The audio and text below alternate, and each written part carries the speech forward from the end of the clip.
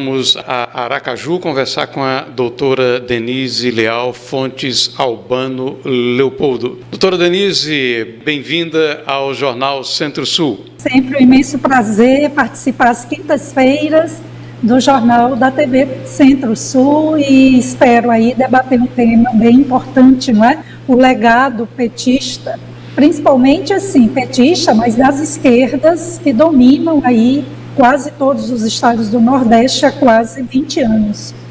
Bom, doutora Denise, a propósito de legado das esquerdas para nós brasileiros, a senhora poderia destacar pontos assim mais específicos desse legado, doutora? Pois não, Erivan. Numa participação recente que eu tive, eu destacava que o Nordeste amarga um dos índices mais vergonhosos de criminalidade e violência no país.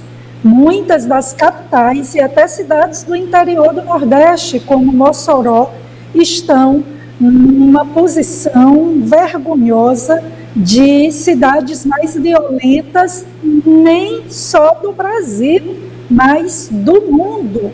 Então, ao lado de algumas cidades, como, por exemplo, Cidade Juárez, no México, nós temos índices de criminalidade, homicídios, lesões graves, latrocínios, tráfico, dignos de cidades dominadas por gangster, pelo crime organizado.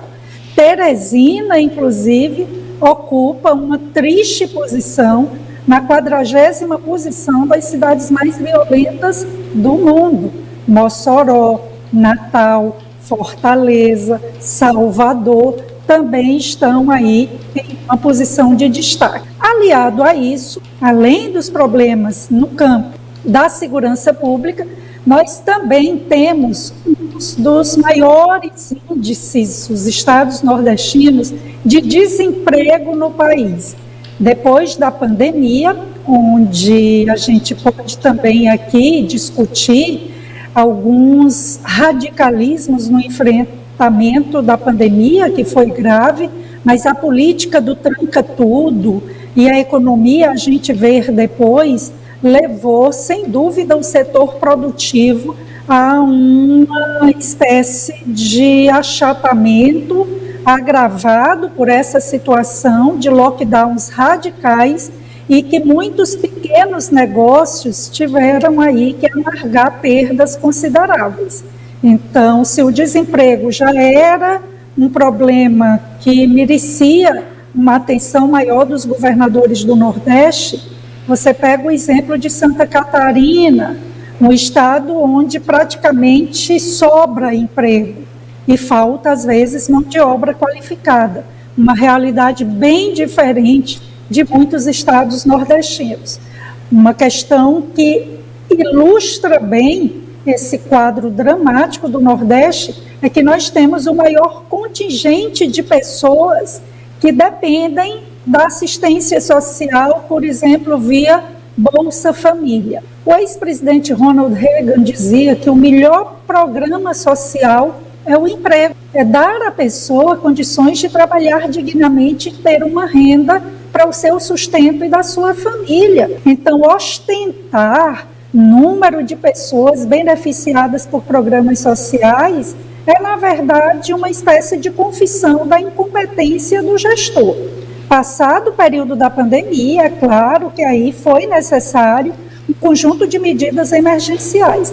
Veja, desemprego, o saneamento básico, que foi inaugurado um novo marco para investimentos, para levar água, esgotamento sanitário, que previne muitas doenças, principalmente que acometem crianças. Também temos índices sofríveis no campo do acesso ao saneamento básico e educação também, embora alguns avanços pontuais. Você tem no Piauí o caso da cidade de Belém do Piauí, mas é uma ilha de excelência onde o quadro geral no Nordeste é de uma formação que deixa muito a desejar dos nossos estudantes. Então, no campo da educação, do saneamento básico, do emprego, da segurança, lamentavelmente ocupamos até posições mais lamentáveis do que alguns estados, por exemplo, aqui da região norte. Doutora Denise, no que diz respeito a essa questão das drogas, que tem sido uma chaga para a sociedade brasileira, mas principalmente aqui para a região Nordeste. Como enfrentar esse problema, doutora Denise?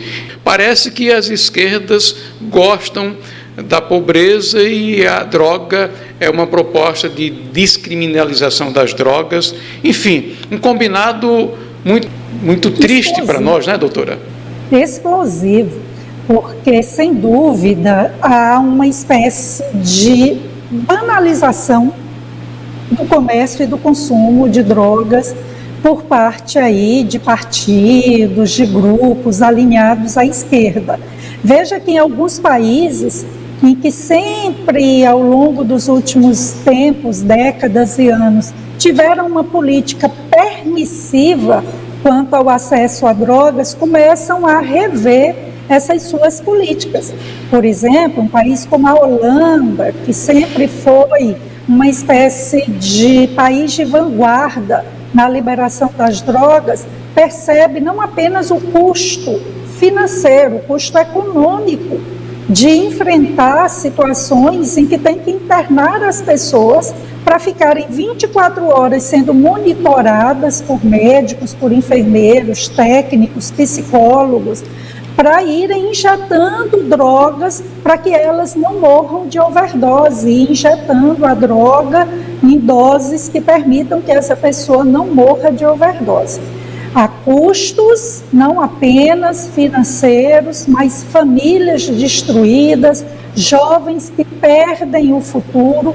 Algumas cidades, estados norte-americanos, circulam imagens de cidades como São Francisco, como Los Angeles, lá na Califórnia, que tem uma política também, adotaram uma política de liberação, que você, sabe aqueles filmes que a gente costuma ver de zumbis, de mortos-vivos?